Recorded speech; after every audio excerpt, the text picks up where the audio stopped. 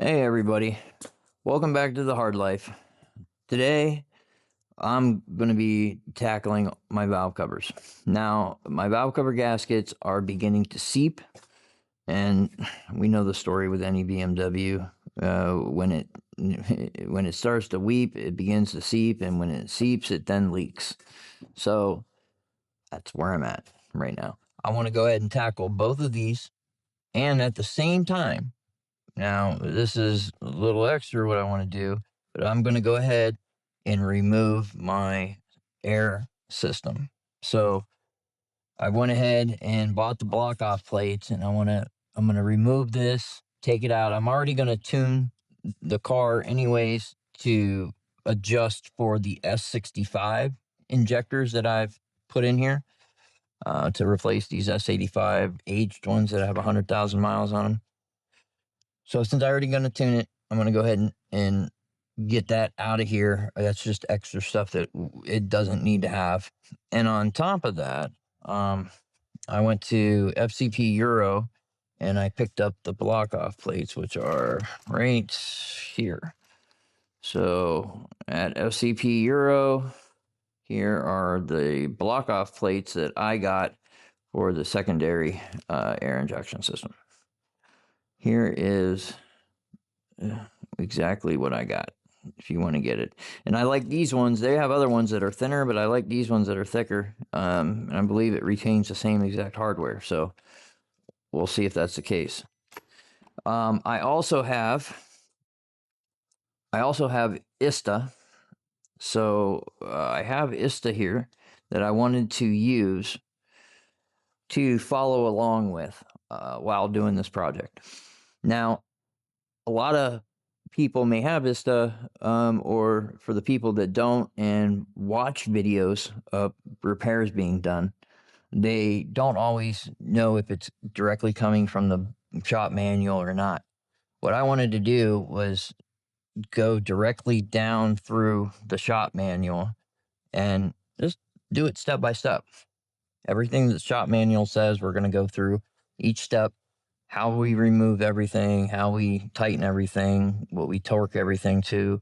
We're going to do it all on camera. So that way, this process will be recorded per BMW's guidelines. And I got a camera set up so that we can record that. Okay, so obviously the first step in doing this, for you starting out, you're going to still have your plenum, your air intake boxes. You're going to need to remove those, which is very straightforward. In fact, they have a ton of videos out on the internet for to remove the cowling and basically all the engine dressing. Once you get that out, I have my fender well removed, so I'm going to be able to set my coolant reservoir off to the side down there. You can, since it's mounted right here, you'll need to move it. I would take the air box out and, well, in fact, we could just zip tie it right here. So we can zip tie it right here, or on the air box, there is a screw that's right down here. Try to show you here. That's right down here. You could loosen that screw that's in the air box and you could put it through here just to have it sit here while you work on it. That's another option you have. But essentially just get it up and out of the way so that you can access what you need. Of course, we're going to need to be getting to this as well. Now we're going to go over to the shop manual. Okay. So it says to remove the air intake manifold, ignition coils, disconnect the plug connection for the ion control unit, and disconnect the plug connection at the cam sensors. Okay. Okay, so we need to take all these covers off. That looks to me like it is.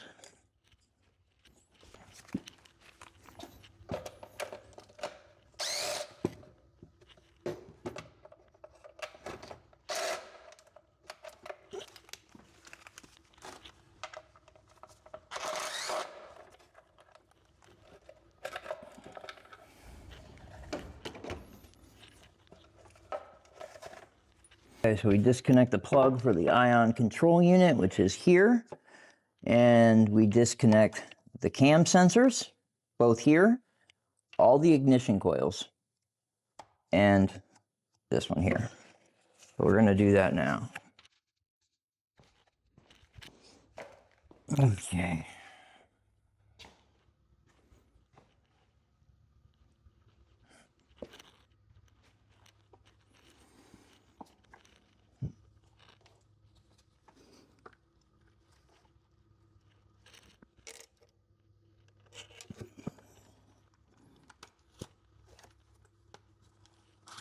Okay, there we go. Now, I highly suggest that when you pull these off, you be gentle with them.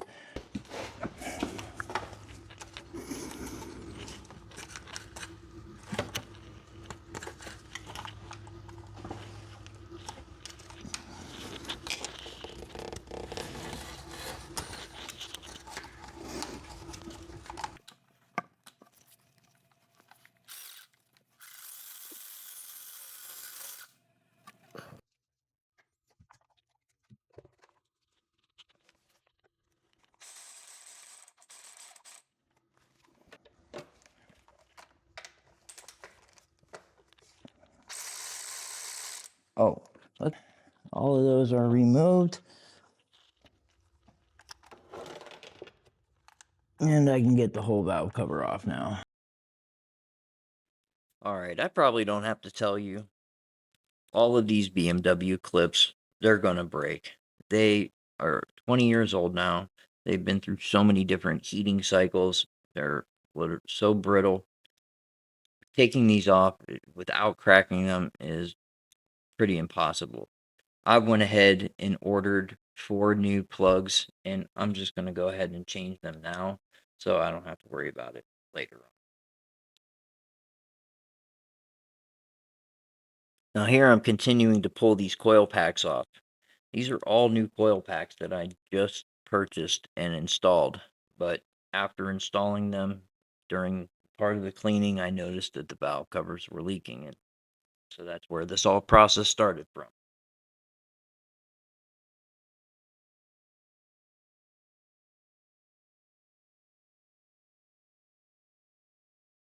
Now, since these are brand new, I don't have to mark them for which cylinder they're coming out of. But if you were removing yours and they've been used, I would mark them and put them back in the same cylinder that they came out of.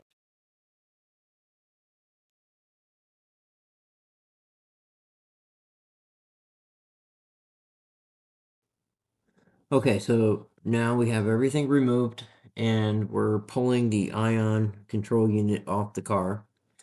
So here I'll start pulling it off. Also, when you do that, unplug all of your injectors and that will allow you direct access to the bolts and the valve cover. Just pull the cables out and fold it out of the way, but be mindful that you're dealing with wires that are 20 years old. So when you're feeding the injector loom and folding it out of the way, be careful. You don't want to cause a problem later on by having a broken wire somewhere along the way.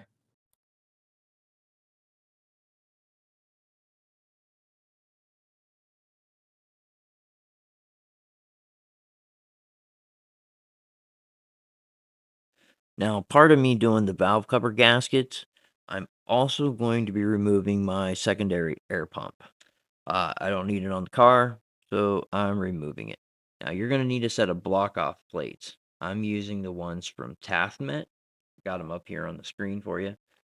Um, Once you remove the air pump and you remove the valves, install the block off plates, you also need to tune it.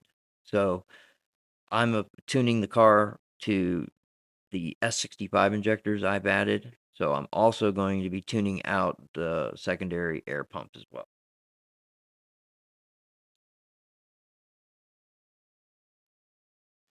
So these bolts are pretty long to be taking out with just a ratchet. So I grabbed the DeWalt to make quick work of it. Also, you can see I forgot to lay the coil plugs out of the way. So don't forget to do that as well. They are hooked on to right by where the ion connector is.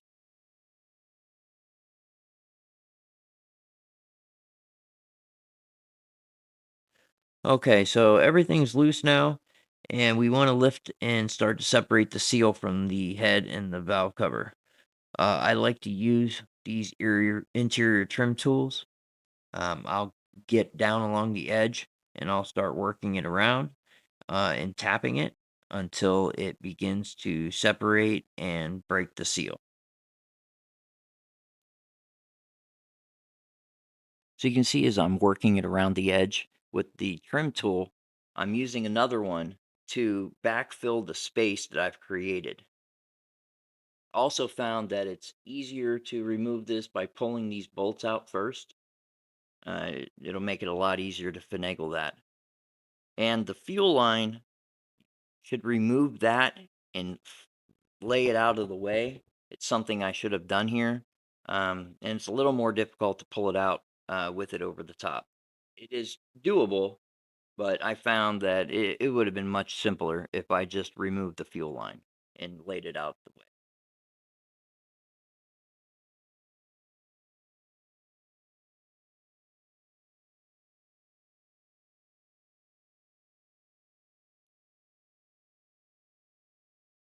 And now that I got the valve cover off, I can see my spark plug tubes.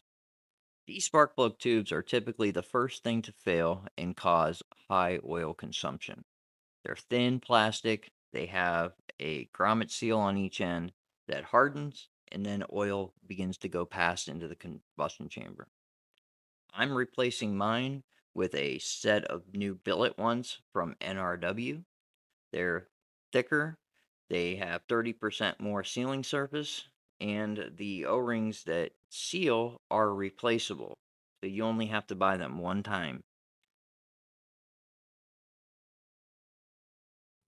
Now, when it comes to these spark plug tubes and removing them, you're going to want to rock them from the back to the front or front to back as you're lifting up and out, and they will pop right out. All right, a couple things. When installing the spark plug tube, you want to put a light coating of engine oil on each end of that to help it seat as it compresses in. And also on each bolt, there is a rubber boot that gasket that you want to replace that. Just make it mandatory to replace every time you do the valve cover gasket. That's important. Now, also in the joint between the timing cover and the head, you want to clean it and use Permatex Ultra Gray 82194. I'll put that in the description. But you want to use that in the joint that is between the timing cover and the head, and that is to seal over the gasket as it's applied. I'm moving over to the right side because the left side right now is having something special done. We'll see later.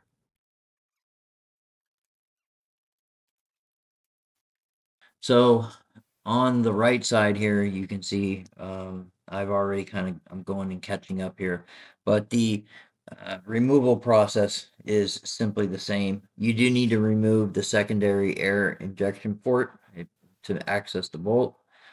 I'm replacing it with a block off plate anyways, so that's something that I'm choosing to do. But removal process is simpler on the right side than it even is on the left. Also, you'll notice that I have the power steering reservoir out of the way. Part of the larger full restoration project on this car involves replacing that, so that's why it's not here in this video.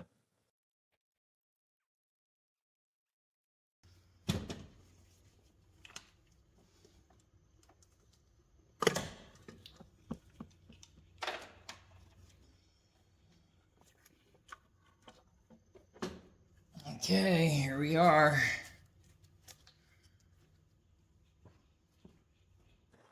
All right, so let's discuss cleaning the surface of the head before you apply your gasket.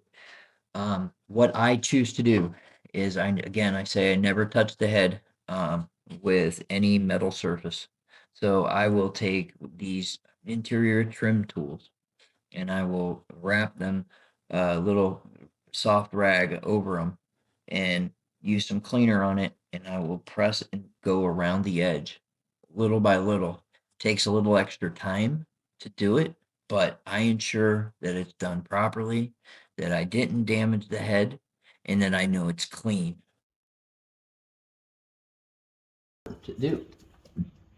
Okay, I want to mention now, let's discuss this. We're going to go ahead and replace our spark plug tubes. You always want to do this every time you pull this cover off. 100%, 100%. Do it every time.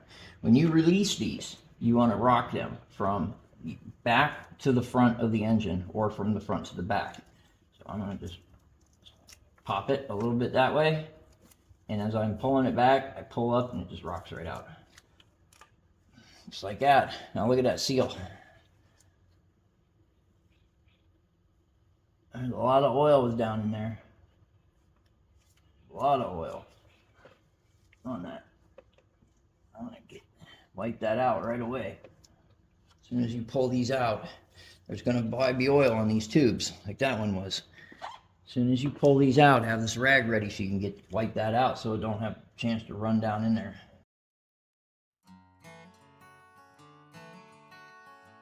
I really like these NRW spark plug tubes. They feel so much better than the factory plastic ones. I'm using the same exact oil that goes in this engine, just putting it on the edge of these gaskets and they press in. You'll feel a little pop when they rock in. Not exactly sure why BMW wants you to go from the back to the front. There must be some reason. I mean, who knows why it is they do what they do anyways.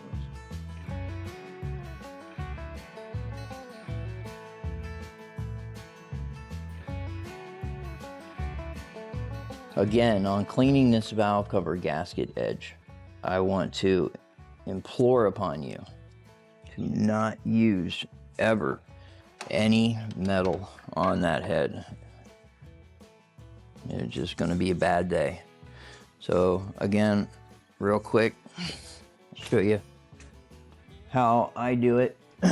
Real fast and simple. I just take a little bit of brake cleaner and a cloth.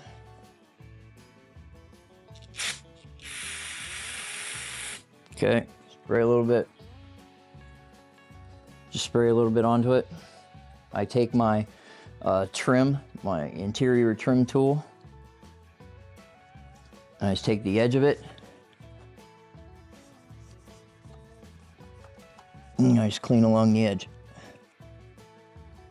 That way, I don't ever have to worry about damaging the surface of this head. And I have the the rigidness of the scraper.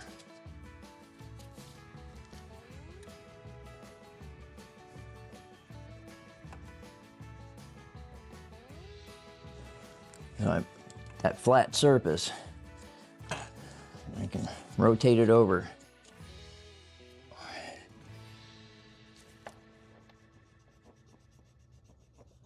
It comes up great. It cleans up great. So smooth. It cleans up fantastic. So that's my quick little way of doing it. And at this point in the project, I am really starting to get excited at the way it's looking and coming out. The way this car came in a couple of months ago to where it looks now and where I know it's going to be, I'm very happy. I've wanted a V10 for quite a while, and the E60 is perfect fit.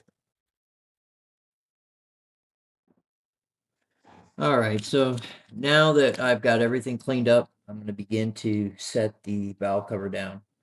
Before I do, in the manual, they want to go over and make sure that all of the gasket seals again around the bolts are good and replaced if they need to be, and that you've used the ultra gray Permatex 82-194 and made a tiny little bead between the timing cover and the head. Now, only apply that when you are ready to put your gasket on. Now, when it comes to putting the gasket on the valve cover itself, I use a tiny bit of Vaseline and I put it at the corners and I put it in a couple of spots throughout so that when I press the gasket down into the valve cover, it's going to hold it up against it when I flip it back the other way. They tend to kind of stay in there, but not always guaranteed. This just gives it a little helpful reassurance that it's going to hold. Okay, so let's discuss tightening down the valve cover and how you're going to torque it. Now that you got your valve cover gasket placed, you're going to want to torque your bolt starting from the center of the valve cover and working your way outwards. But as you do, you want to tighten them diagonally, meaning that you're going to start in the center. And if on one side of the valve cover you tighten one bolt, then when you move to the next row outwards from there, you would tighten the one in the opposite location. So if you tightened one on the top side, then tighten one downwards, one row out. And you just keep doing that and working it from the center out until you get it torqued down. The torque settings for this is not very much. You only torque these down to 7 foot-pounds. It's like 7.4 foot-pounds. I set my torque wrench to 8 foot-pounds, and that was what I torqued everything down to. So it does not take much.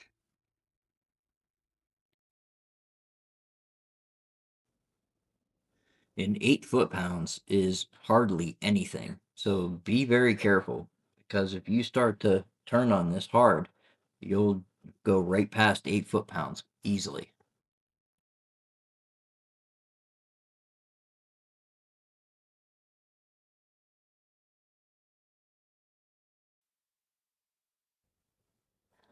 Now I'm jumping over here on the left side. I'm gonna go ahead and wrap this one up. Gonna clean the head off, make sure again everything is prepped properly. I'm going to apply the ultra gray to the seat gap between the timing cover and the head. And then I'm going to torque everything down to 8 foot-pounds.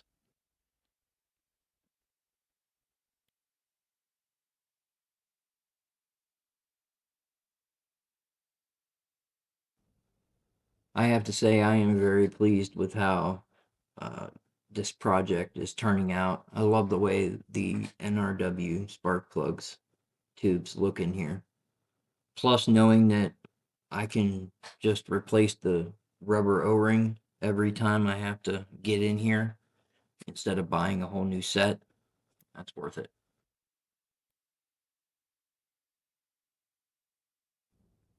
And this process is really not very difficult.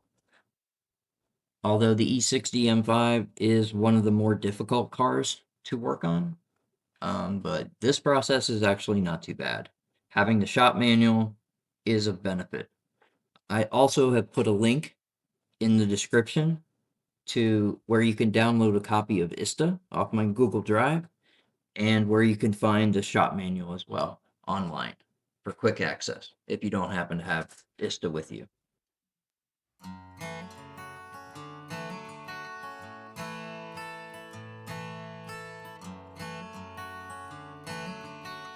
One thing I want to add is I want to thank you for watching this video, and I also hope it helped you in some way. This is only my second video.